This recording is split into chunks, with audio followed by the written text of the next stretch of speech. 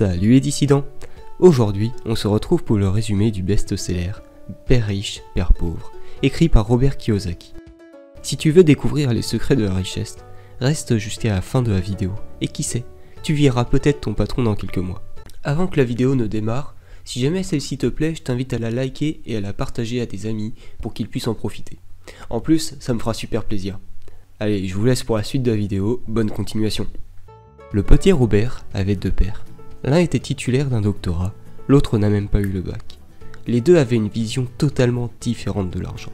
Son père pauvre lui a légué des dettes, son père riche des millions, en devenant l'un des hommes les plus riches d'Hawaï.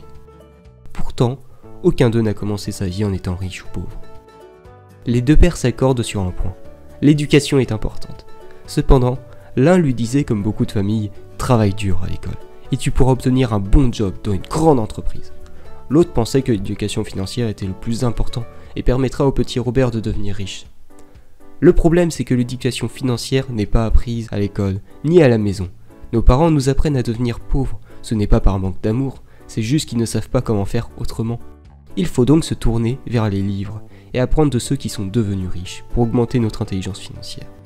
Vous pouvez commencer par lire les livres de Robert Kiyosaki et de Napoleon Hill, ou vous abonner pour voir les différents résumés de livres sur l'éducation financière que je fais sur la chaîne. Pour devenir riche, vous devez apprendre la différence entre un actif et un passif.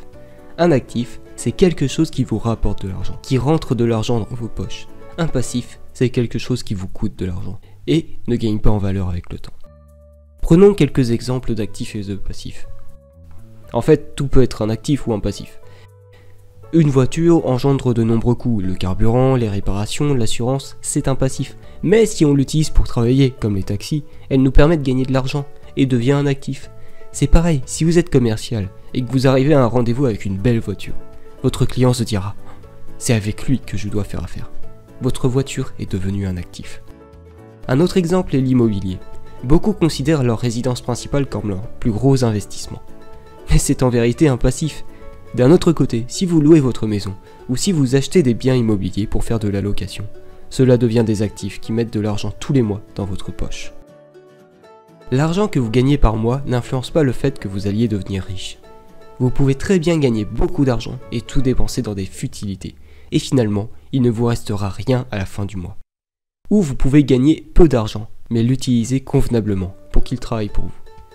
Examinons maintenant des cas pour 3 classes sociales. Une personne pauvre va dépenser tout son argent sans distinction d'actifs ou de passifs. Seulement des dépenses pour pouvoir vivre. La personne de la classe moyenne va également dépenser de l'argent pour vivre, mais va en plus, pour montrer son rang social, acheter des passifs, parfois à crédit, tels que des voitures ou une belle maison. Au final, il ne lui restera pratiquement rien à la fin du mois. Les personnes riches, elles, dépensent le nécessaire pour vivre et réinvestissent tout l'argent qu'il leur reste à la fin du mois dans des actifs. De cette façon, leur argent va fructifier et ils pourront de nouveau investir dans des actifs. Au final, c'est pour ça que les riches deviennent toujours plus riches et que les pauvres ou la classe moyenne stagnent ou régressent. Voici les principaux actifs dans lesquels vous pouvez investir. L'immobilier, la bourse ou la création d'un business, des obligations, des droits d'auteur ou toute autre chose que vous pouvez créer et revendre ou qui va prendre de la valeur. Malheureusement, la plupart des personnes pensent qu'il est très risqué d'investir dans ces actifs. Les médias n'y sont pas pour rien. Mais dépenser leur argent pour acheter des passifs comme le dernier smartphone à plus de 1000 € ou bien une télé écran plat incurvé 4K, je ne sais pas pour vous, mais personnellement je préfère tenter ma chance et utiliser l'argent dont je n'ai pas besoin pour vivre, pour acheter des actifs, plutôt que de dépenser de l'argent dans des biens qui ne me seront pas utiles.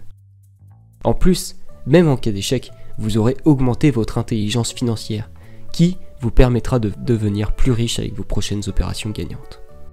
Je ne dis pas qu'il ne faut jamais se faire plaisir en s'achetant des objets chers, mais ceux-ci peuvent être des récompenses lorsque vous atteignez certains paliers financiers. La femme de Robert Kiyosaki a investi tard dans l'immobilier, mais après plusieurs opérations immobilières, elle s'est acheté une belle voiture. Celle-ci lui rappelle tout le travail fourni jusqu'à pouvoir se l'offrir, sans en souffrir financièrement, car ses locations continuent d'exister. Finalement, pour résumer, il y a 3 points importants à retenir de ce livre. Premièrement, éduquez-vous financièrement. en apprenant auprès des personnes qui sont devenues riches. 2. Limitez vos dépenses. Et 3. Concentrez-vous sur la génération d'actifs et limitez vos passifs. Et voilà, c'est la fin du résumé de ce livre incroyable. J'espère que la vidéo va vous aider à changer votre vie. Si elle peut aider des personnes de votre entourage, ou au moins faire un déclic, partagez-la. Likez-la, c'est important pour le référencement, afin qu'elle puisse aider le plus de personnes possible à devenir intelligents financièrement. Et abonne-toi pour ne pas rater les prochaines vidéos. Allez, salut les dissidents!